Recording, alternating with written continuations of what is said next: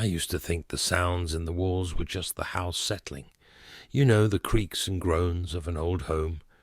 The small pops at night that I convinced myself were nothing more than pipes cooling or the wooden beams adjusting to temperature changes. But the noises had grown louder, closer. They began to have a rhythm, a sort of pulse, almost like breathing. The first time I noticed something was wrong, really wrong, was when I saw the ants, a stream of them pouring from a small crack above the kitchen counter. At first, just a few, a scouting party, I guessed. I smashed them with my thumb and wiped the remains on a paper towel, thinking nothing more of it. But within minutes they were back, a full-on army marching from that crack, hundreds of them in perfect formation, moving like a single organism. I sprayed them with bleach, doused them with everything I could find, ammonia, vinegar, even lighter fluid.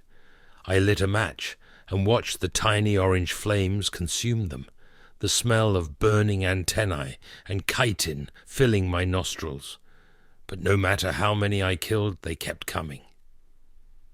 A few days later, I woke up to a low hum vibrating through the walls.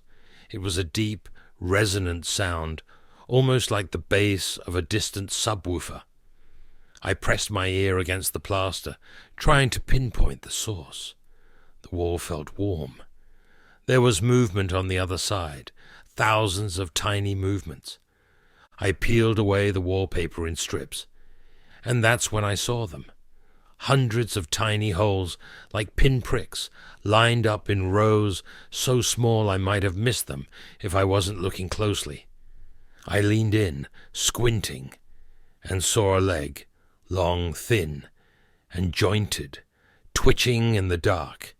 Then I heard it, a wet, squelching noise, and I stepped back just as a mass of something oozed from the holes, pushing through like blood from a wound. At first, I thought it was some kind of black liquid, but then I saw them. Tiny, writhing bodies, thousands of them, larvae twisting in a living, breathing sludge. I backed away, my skin crawling with the sensation of unseen things moving over it. But that was when the buzzing started, loud, insistent. It seemed to come from everywhere, filling the room, filling my ears. I turned and saw the cracks widening, splitting open like old scabs, and the insects poured out in torrents. Flies, wasps, beetles of every shape and size. They covered the walls, the ceiling, moving in waves, drowning the room in a living carpet of legs and wings. I ran, but they followed. I felt them on my skin, in my hair, crawling into my clothes. I could hear their tiny mandibles clicking, feel their legs pricking, burrowing. I slapped at myself, tearing off my shirt, ripping at my hair, but they were everywhere. When I looked in the mirror, I saw them behind my eyes, crawling, twitching, burrowing deeper, and I knew they had found a new hive, and it was me.